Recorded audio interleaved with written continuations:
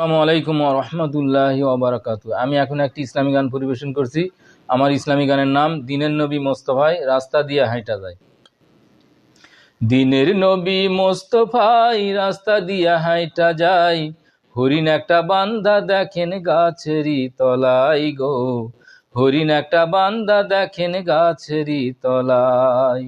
দিনের নবী মোস্তফায় রাস্তা দিয়া হাইটা যায়, হরিণ একটা বান্দা দেখেন গাছেরই তলায় গো, হরিণ একটা বান্দা দেখেন গাছেরই তলায়।